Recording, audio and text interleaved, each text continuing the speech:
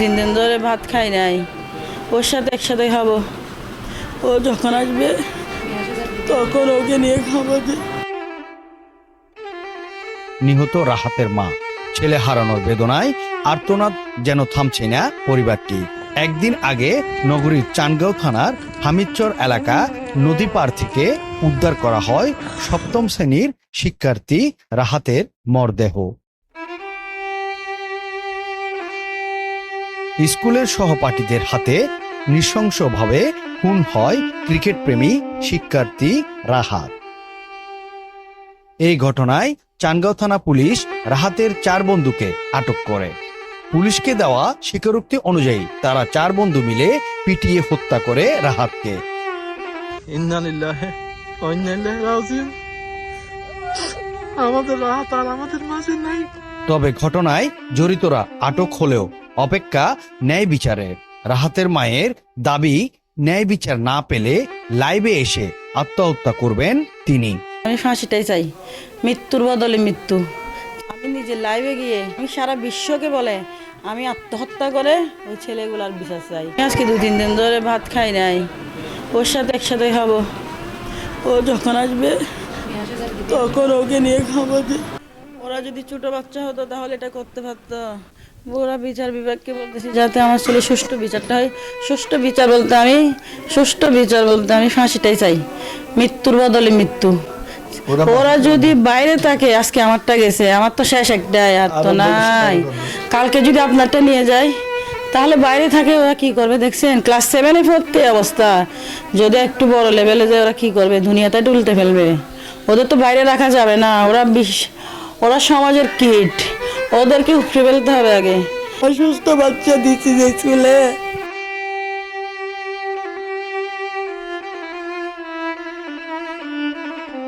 সন্তানকে হারিয়ে অজরে কাঁদছেন রাহাতের বাবা ও চাচা।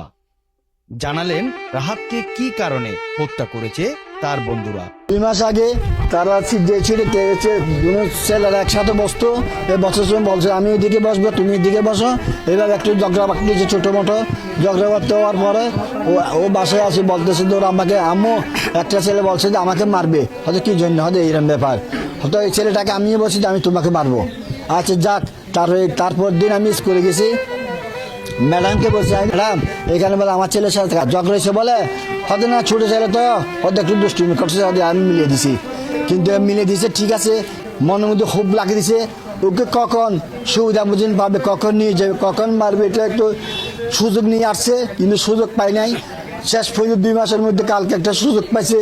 এই সুযোগের মধ্যে স্কুলে যখন ছুটি হয়েছে, তো আমার ছেলে তো ক্রিকেটের জন্য পাগল, ক্রিকেটের দিন আমার ছেলে বন্ধু ওদের জায়গায় একটা ক্রিকেট মারছে সুন্দর, চলো এখানে যে খেলতে যাব। ওদের সাথে না বলি একসাথে এক অটো রিক্সা করি আমি চলে গেছে, হয় নয় ইডি মারছে, হয়তো পিছন থেকে প্রথম বার দিয়ে ফিরে দিছে।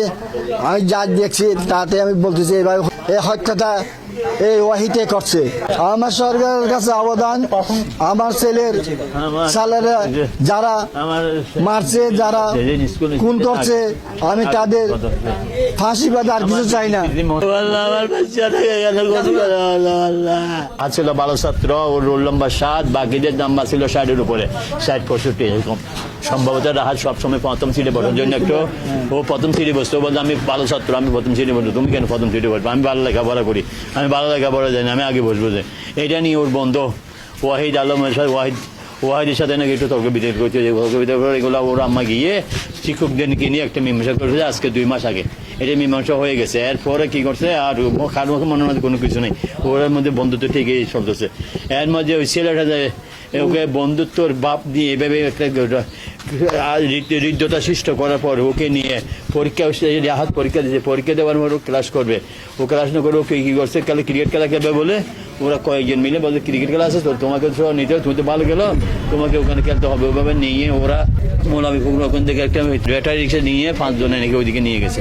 এদিকে প্রিয় বন্ধুকে হারিয়ে কাটানো মুহূর্তের কথা জানালেন রাহাতের খেলার সাথী। তারও দাবি এই হত্যার ন্যায্য বিচার। ও আমার অনেক কাছের বন্ধু, ও যেখানে যেত আমাকে সঙ্গে নিয়ে যেত, ওই সাইকেল চালাতে পারতো, কম্পিউটার চালাতে পারতো, মোবাইল চালাতে পারতো, ক্রিকেট খেলতে পারতো, অনেক সবগুলোই পারতো। আমি এটা মৃত্যুর বদলে মৃত্যু চাই, ফাঁসির বদলে ফাঁসি চাই। আর এইভাবে একটা ছেলেকে মারতে উচিত ছিল।